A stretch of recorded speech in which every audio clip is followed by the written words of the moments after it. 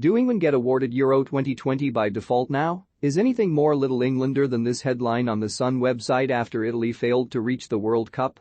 Euro's not singing anymore. Well, no, they're not singing anymore, but they are still European champions. They still beat England in the final last year.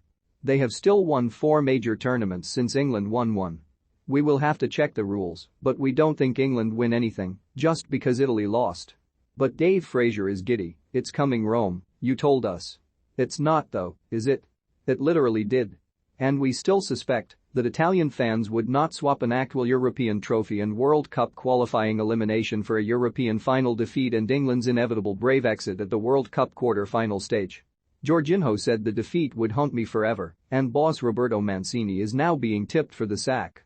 And for England fans, it's oh so sweet. Is it? Not this England fan. Because this England fan is not 8. The brave 3 Lions were beaten on the lottery of penalties at last summer's Euros final at Wembley by the Italians. We watched as the Azzurri paraded the trophy around the national stadium and mercilessly taunted fans and players. Italy players chanted "It's coming home" and danced around the hallowed Wembley turf in front of heartbroken England stars before mocking us by saying "It's coming Rome." Yes. Because they won. And they have still won. Again, for those in the back, England don't win anything just because Italy lost. Leonardo Bonucci slammed young Declan Rice after the West Ham ace claimed England were 10 times more motivated than Italy before kickoff. The veteran defender roared in the TV camera and plonked the trophy on his head in celebration before climbing into bed with it alongside Chiellini. The same Chiellini who brutally yanked teenager Bukayo Saka to the ground when clean through on goal with seconds left of the 90 minutes. Cynical. Disgusting. Professional foul, they called it. Let's call a spade, it was cheating. It was literally a professional foul near the halfway line, and it was punished with a yellow card, as is customary for a professional foul near the halfway line. And it's exactly the kind of foul that you would expect your centre half to make, and it's one that John Terry made dozens of times for England and Chelsea.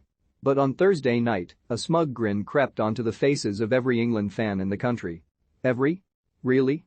There is always a certain schadenfreude when big countries struggle, though that will be regretted when the actual World Cup rolls around and we realize that North Macedonia are there instead of Italy, but no more so for Italy than for Spain, Germany, or France.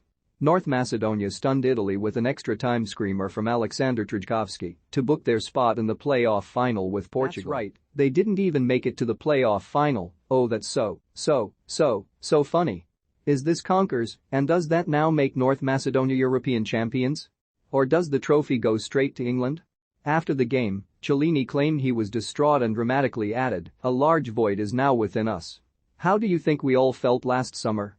England haven't won a major trophy since 1966, 56 years of hurt and counting. But at least we continue to qualify for the World Cup. Not since 1994 have England missed out on the biggest competition in international football. Yes, because that's the real quiz. When discussing the most successful international sides of all time, we all talk about qualifying for the World Cup and not actually winning it, as Italy have done 4 times. Which is a shame, because Italy have been at 18 World Cups, while England have played in just 15, so it's almost like they have been more successful than England on every single metric. Meanwhile, Italy have missed out on the last 2, with their last World Cup match coming against England in the group stage in 2014. Their last knockout stage match? You have to go way back to the 2006 World Cup final in Germany. That's nearly 16 years ago. 5,737 days to be exact. But who's counting? They won that World Cup final and lifted the actual World Cup. That does seem kind of important if you are going to start crowing about their failure to beat North Macedonia. England fans have been typically merciless after the shock result, sharing some not-so-subtle digs at Italy. Less than a year after the cruel taunts, who can blame them? We can't blame them, sorry, but we can blame you for indulging this nonsense based on a few hilarious memes on Twitter. One fan tweeted, "Hey Italy, just a reminder that you're going home. Do you mean this guy?" With 4 likes and several comments about his horrendous use of the English language. Is he your audience? Wait, he is your audience, isn't he? Hey Italy K, just a friendly reminder that pic.twitter.com i6 Kibnrix, Rafi, at Rafa Pavlo, March 24, 2022. Another cheekily added, "It's coming Rome though, is it not?" Yes, that's this bloke. As you can see, this went so viral that upwards of 27 people witnessed his wit. His reaction to Italy's defeat is definitely the biggest thing in football right now. It's coming Rome though, is it not? Pic.twitter.com QW0CKOMBJ2, Curtis Fisher, @CXRTXS9, March 24, 2022. Like Oscar Wilde.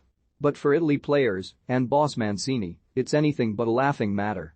After the game, the Italian bizarrely referenced a Euro 2020 win and took a dig at North Macedonia for their smash and grab win. How bizarre indeed that he mentioned the major tournament that Italy won less than a year ago. And he did not take a dig at North Macedonia. He merely said that Italy, who had 32 shots, were unlucky. They were also shit, but that's a story for another day. Is there a petition to award England the Euro 2020 trophy? If so, Dave Fraser wants to sign.